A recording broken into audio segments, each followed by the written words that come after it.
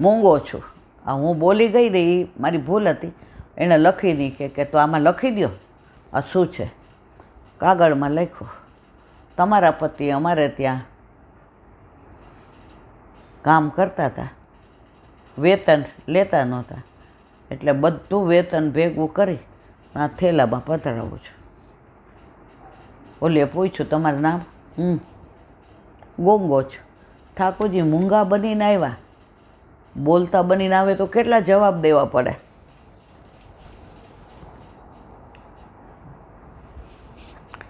એ ગયા,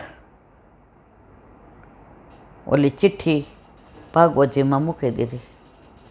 કોને? એની પત્નીએ. એ કે હું આમાં બાયફું હશે, 4 દી થાય એટલું અનાજ હોય તો સારું, મારા ઘરે સંતો તો પાછા ન જાય, રોટલીને છાશ તો ખાવા મળે, ગાય બાંધી. જેવું ખાલી કર્યું, હીરા મોતી માણેક પરવળ એની 21 પેઢી સુધી ખૂટે નહીં એટલું. અરે રે, મેં આને કેવા ગાળો દીધી, આનું ભાગવતજી ફાડી નાખ્યું. આ માણસ કેવી મજૂરી કરતો હશે, એના શેઠ એને આટલું દઈ ગયા, આવું કામ કરતા હશે. આ તો મોટા પ્રખર પંડિત લાગે છે. મેં તો ઓળખવામાં ભૂલ કરી. છોકરાઓ જાઓ, ગંગાજી કિનારેથી તમારા બાપાને બોલાવ્યો. દોડતા દોડતા ગયા, હાલો બાપા, તમારા શેઠ બધું ઘણું આપી ગયા છે. આને કે મારો કયો શેઠ? મારું તો એક જ શેઠ છે, મારું ભાગવત. એ તો આને ફાડી નાખ્યું. હવે મારાથી ઘરમાંય કેમ છે? ના બાપા હાલો. દીકરીને દીકરો હાથ પકડીને લઈ આવ્યા. એની પત્ની આવ્યા તો આમ ચારે બાજુ મકાનને આમ જાણે ઓહો, જાણે દિવાળી હોય એવું ચડકે. એ કે આ શું? આ મારું ઘર છે? ગોરાણી કે બહુ મીંડા હો, બહુ મીંડા. આટલું કામ કરી આવતા હતા, આટલી ગાળો દીધી, તમે બોલ્યા નહીં? કે નદીએ સ્નાન કરવા જાઓ છો ત્યારે 2 કલાક બને તો એમ કે ન્યાય ભાગવત લઈને બેઠા હશો. આવું કામ કરતા હતા. તમારા શેઠે જો ન્યાલ કરી દીધા.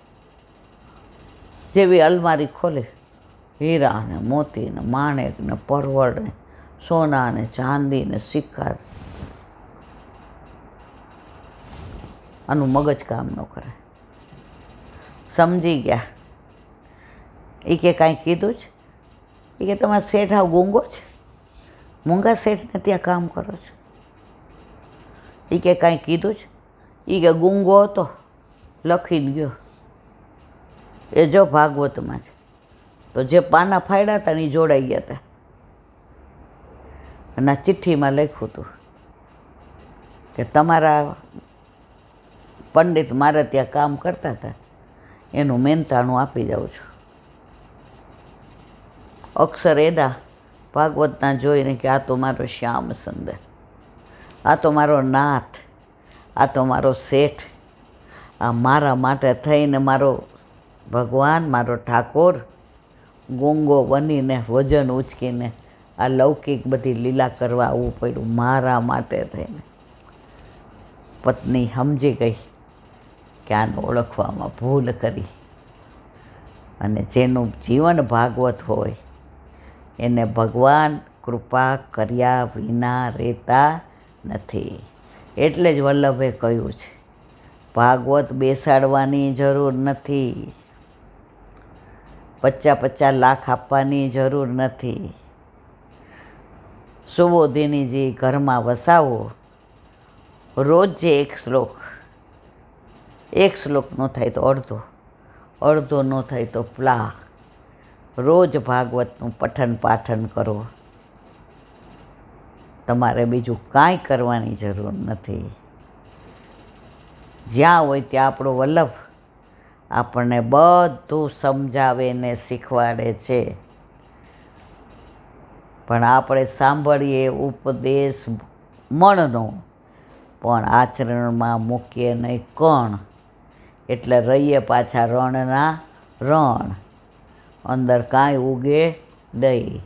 પાછો એની એ જ સંસારની લાઈને લાય, રણ ને રણ, મણે નકામું ગયું કારણ કે કોણ લીધું નહીં. તો આ બધું જે સત્ય હકીકત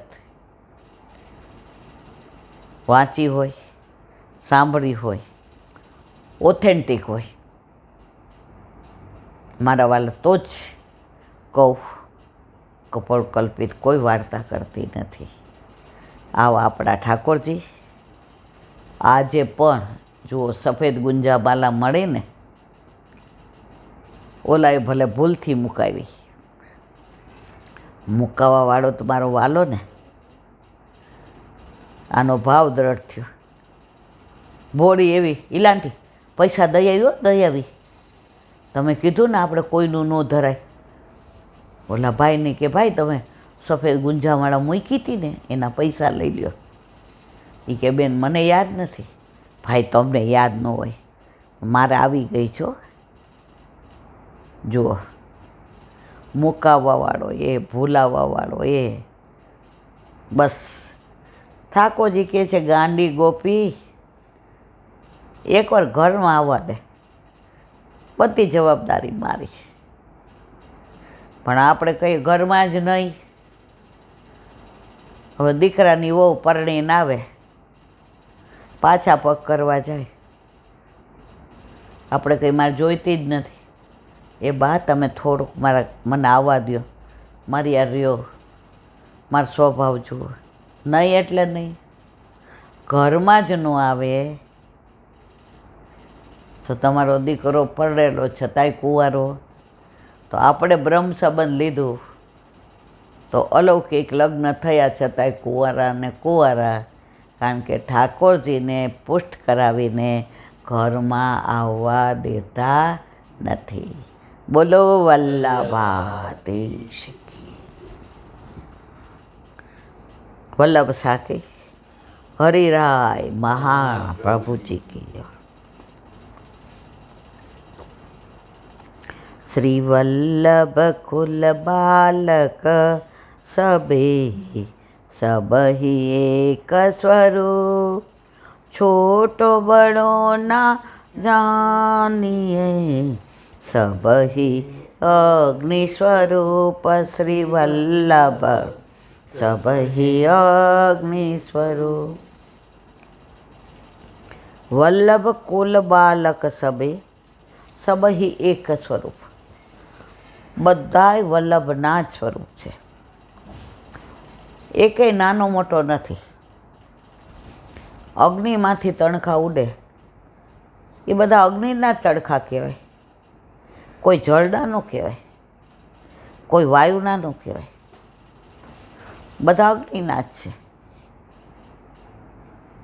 તો હરિરાયજી એ જ સમજાવે કે ફાંટા ન પાડો, આ મારું ગુરુ ઘર, આ તારું ગુરુ ઘર, તારા ગુરુના ઘરે હું ના આવું, તો ઓલા કે મારા ગુરુના ઘરે તારું ન આવ. છોટો બડો ના જાણીએ સબહી અગ્નિ સ્વરૂપ. પણ કળિયુગમાં વલ્લભને ખબર હશે આ બધું થવાનું છે, એટલે એ અનુસંધાનમાં હરિરાયજી આ સાખી લખી છે કે આજે માનો કે મારે બે દીકરા, આ પિન્ટુ ને મોન્ટુ, અંકુર ને આકાશ, ઓલો અમેરિકા રહીએ. એને કોઈ પૂછે તાર મમ્મી નામ શું, તો ઈલાબેન જ કહેશે. પપ્પાનું નામ શું, તો રીખવ કુમાર જ કહેશે. એ જ વસ્તુ આકાશ. એ મારો દીકરો છે, મટવાનો જ નથી. આ મારો દીકરો છે, મટવાનો નથી. તો બે જો દીકરા મારા હોય તો એમાં ભેદભાવ રાખવાની જરૂર છે. હરિરાયજી કહે છે આ ભેદભાવ રાખીએ તો ભાવ ખંડિત થયા વિના રહે નહીં. બાળકને જુઓ તમે, વલ્લભકુળને, તમારાથી ઊભું થઈ જ જવાશે, તમારાથી માથું નમી જ જશે. કારણ એનામાં 17મી પેઢીએ આજની તારીખમાં વલ્લભકુળનું લોહીનું બિંદુ બિરાજે છે, બિરાજે છે. એમાં કોઈ શંકાને સ્થાન નથી. બાળક હોય, આજે તમે જો વલ્લભકુળના નાના નાના બાળકો હોય ને, એ કેવા વચનામૃત કરે છે. આપણા છોકરાને બેસાડો સ્ટેજ ઉપર, સામે 2-5 હજાર વૈષ્ણવ હોય અને કયો બોલ માઇકમાં, વાકપતે નમઃ. આપણા જીવનનો સાક્ષાત દાખલો છે. આપણો આકાશ કોલેજના પહેલા વર્ષ સુધી ર ને ત નહોતો બોલતો. એ પર્યાવરણ ન બોલે, એ ગણિત બોલે, પર્યાવરણ બોલે. હવે આપણે બોમ્બે બતાવ્યું, અમેરિકાથી ડૉક્ટરો આવ્યો એને બતાવ્યું, બધાએ કીધું જીભમાં વાંધો નથી, આ ખામી કાયમી છે.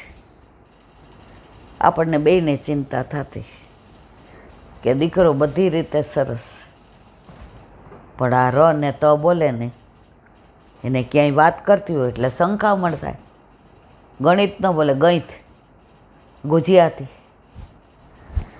હે વલ્લભ, પછી વલ્લભકુળની પધરામણી ઘરે થઈ. પૂછ્યું તારું નામ શું? આકાશ. આકાશ એટલે વિશાળ. તું તો વિશાળ, તારી વાણી વિશાળ. એટલે મારી આંખમાં આંસુ આવી ગયા. જે એનું નામ આકાશ છે, પણ એને બોલવામાં ર ને તો, એ ગણિત, ગુજરાતી, પર્યાવરણ, કોલેજના પહેલા વર્ષમાં છે. બહુ ડૉક્ટરોને બતાવ્યું, બહુ બધી એને એક્સરસાઇઝ મોઢાની કરાવી, પણ જે એક જ વાક્ય બોલ્યા, આકાશ રોજ વાકપતેની ના માળા કર. બ્રહ્મ સંબંધી જીવતો હતો, કોઈ દી અન્યાશ્રય એની જિંદગીમાં એણે નથી કર્યું આજની તારીખ સુધી. એને શ્રદ્ધા બેસી ગઈ, ખબર નહીં કેવી શ્રદ્ધા. નહીંતર એ થાકી ગયો હતો કોલેજમાં. તો હવે મમ્મી તું મને દવાખાને ના લે, મમ્મી હવે તું મને ડૉક્ટર પાસે ના લઈ જા, હવે જેવો છે એવો તારો દીકરો આવો છે. અને જે કીધું, આકાશ વાકપતેની માળાજી રોજ કર, યમુનાજીનું જળ લેજે, માળાજી કરજે. દીકરો તો વાકપતેની માળાજી કરે, યમનાષ્ટકની તો કરતો જ તો. નવરત્ન, શ્રી કૃષ્ણ શરણમમાં, કૃષ્ણ તવાસ્મી, દાસોહમ, આ બધું કરતો હતો. કોલેજ જાય પહેલાં સવારે હું ઓફિસ જાઉં, એ પહેલાં ઠાકોરજીને પહોંચીએ, નાહીને આવી જાય ધોતી બંડી તિલક કરીને. મમ્મી ઠાકોરજી જાગે એટલે હું માળા, હા બેટા આવી જા. 6 વાગે ઠાકોરજી જાગે, 7 વાગે અનુસર કરીએ, કારણ કે 7:30 ઓફિસ જવાનું હોય. પરિસ્થિતિ આપણી આપણને ખબર હતી. 6 મહિનામાં આકાશ આપણા કરતાં સરસ બોલવા માંડ્યો. આપણે સાક્ષાત દાખલો છે. અત્યારે રિયલ એસ્ટેટની મિટિંગો કરે, આમ બધા એના 4 મોઢે વખાણ કરે. એ ઘરે આવીને મને શું કહે, આ વાકપતે નમનની કૃપા છે મમ્મી, બાકી તારો દીકરો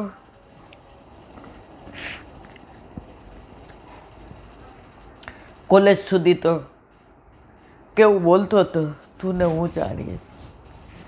મારા વાલા, આજની તારીખમાં પણ વલ્લભ સાક્ષાત છે અને છે.